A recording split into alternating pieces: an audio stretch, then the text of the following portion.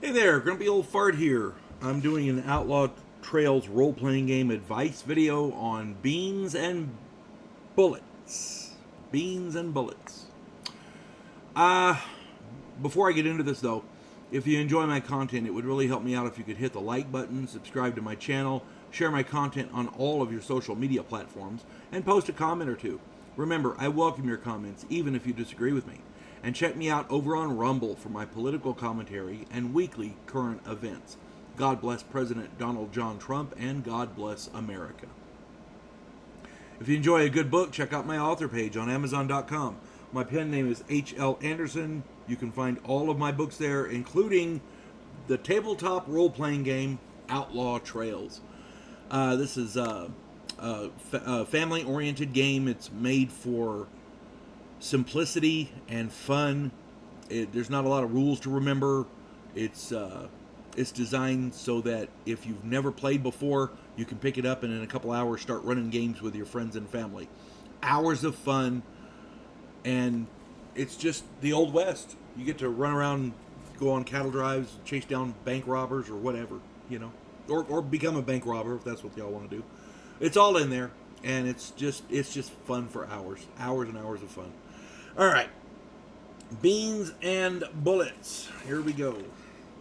Most of the players I've ever played with in tabletop role-playing games are awesome. The vast majority of players keep careful track of their ammunition, and they know how much ammo they have, how much is loaded in each weapon. Most players are very good about it. The part that many players tend to overlook is what's for dinner. A few players plan ahead, and there's really no problem. They pack along beans and flour and some dried jerky. You can live off of that for a long time. The beans don't go bad. They last a long time. The flour, you can make bread, tortillas, whatever. And dried jerky is good to put in the beans, for flavor. You'd be surprised how many players don't bother with any of that. And then, when the hunting and foraging goes bad, they end up drawing lots for whose horse they're going to butcher, And what's worse, when one or two players plan ahead and the rest don't, it can cause friction in the group. My go-to standard whenever I go into any game, any tabletop role-playing game, not just Outlaw Trails, but Dungeons & Dragons or Recon, whatever, have at least a week's worth of food for yourself. At least. That way, if the hunting is bad or the foraging is bad or whatever, or you don't find another source of food, you've got something to rely on. Okay? That's my standard. Other people go longer, or some people decide just a couple days is good, and whatever you decide is up to you. But whatever decision you make, you have to live with in the game. So keep that in mind. Years ago, I was playing in my friend Larry's game. The group was myself and 5 friends. We were going on a treasure hunt. Earl had come into possession of a treasure map to a hoard of gold in the Rockies, and we all decided to come along to help carry it all out. We'd all get a share. Earl and I splurged on pack animals and beans. John, Dave, Angelo, and Ray bought tons of ammo, and we were off. The first week, all was okay. Ray was able to trap some rabbits, and Angelo shot a big buck. By the end of that week, however, the game had grown scarce. Earl happened to notice that his packs of beans were getting a little lighter and lighter over the time.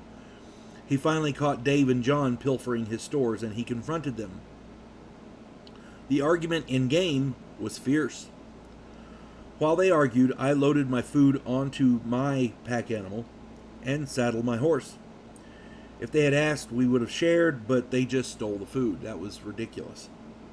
I led my horses out of camp into the trees just as the gunfire erupted.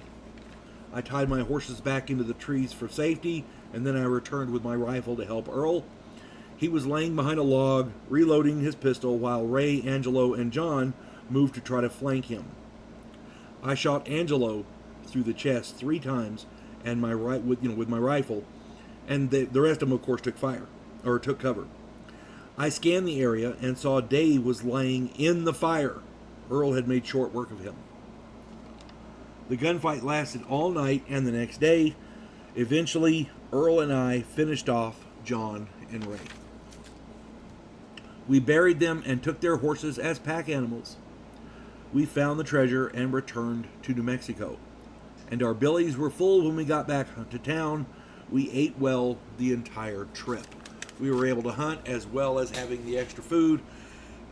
It doesn't take a lot to plan ahead, people, but one thing you have to understand when you're going into a remote wilderness, sometimes the game is pretty scarce. Sometimes there's nothing to forage. You cannot eat dirt. You cannot eat rocks. There's no magic in the game, so you can't turn said rocks into something palatable. So just keep that in mind and plan accordingly. Again, my standard is at least a week. But if you're going to play, if you're going for longer than that, then plan accordingly. It's not all about the kill factor. It's about being able to eat. So, yeah. I hope this finds everybody well. You folks have a good one. God bless one and all.